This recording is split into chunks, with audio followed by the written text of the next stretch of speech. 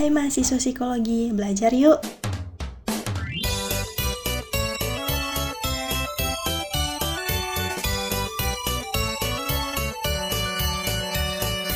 Kali ini kita akan belajar tentang tes Wechsler Intelligence Scale for Children. Mari kita cari tahu tentang sejarah, teori, serta administrasinya.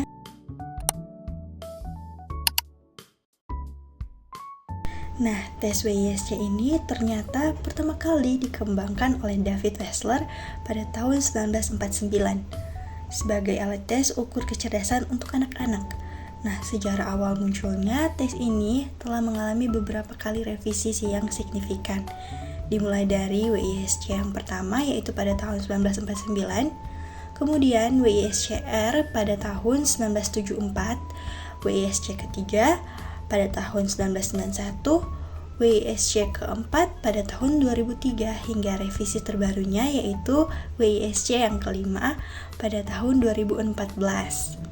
Nah, setiap revisi ini bertujuan untuk meningkatkan akurasi dalam kedalaman pengukuran kemampuan kognitif anak. Nah, teori yang mendasari tes WISC ini berakar pada pandangan David Wechsler tentang kecerdasan sebagai kemampuan multidimensional yang tidak sekedar diukur dari kemampuan verbal semata. Wechsler percaya bahwa kecerdasan merupakan kapasitas global individu untuk bertindak secara bermakna, berpikir secara rasional, dan berinteraksi efektif dengan lingkungannya. Nah, teori ini menekankan bahwa kecerdasan mencangkup berbagai fungsi kognitif yang berbeda dan mempertimbangkan perbedaan individual dalam proses informasi. Tujuan utama dari tes WISC ini adalah untuk mengukur kapasitas intelektual anak-anak secara komprehensif. Nah, tes ini dirancang untuk mendeteksi potensi gangguan atau apakah adanya keterlambatan dalam kognitif anak, mengidentifikasi kekuatan dan kelemahan kognitif individual, serta membantu perencanaan intervensi pendidikan dan juga memberikan informasi untuk keperluan klinis atau untuk keperluan diagnostik klinis. Nah, dalam revisi yang terbarunya yang kelima, tes ini mengukur 5 indeks utama kemampuan kognitif. Yang pertama, komprehensif verbal, visual spasial, reasoning fluid, memori kerja, dan kecepatan pengolahan. Nah, administrasi tes WISC ini memiliki karakteristik yang khusus yang membuatnya sangat spesifik. Tes ini dirancang untuk anak-anak berusia 6-16 tahun dan dilakukan secara individual dengan durasi 60-90 menit. Proses pengujiannya ini membutuhkan penguji yang terlatih dan yang terverifikasi dengan memperhatikan lingkungan yang nyaman, membangun rapor dengan anak, memberikan instruksi yang jelas, dan mencatat waktu serta kualitas respon.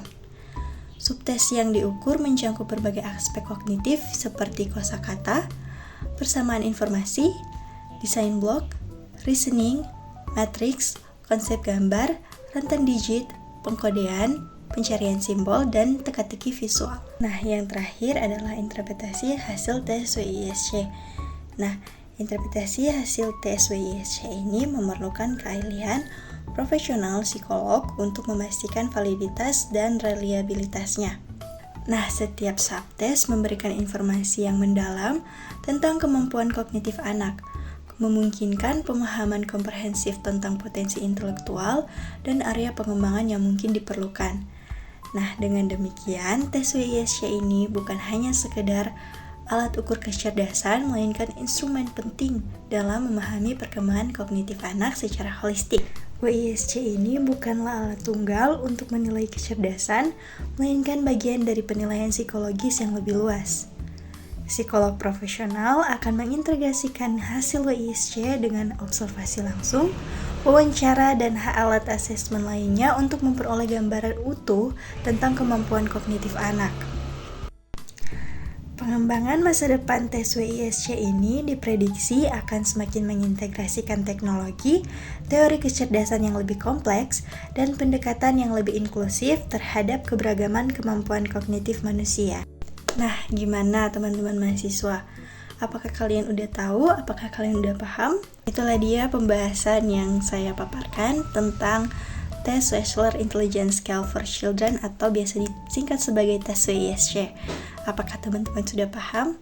Terima kasih telah menonton, jangan lupa like dan komen.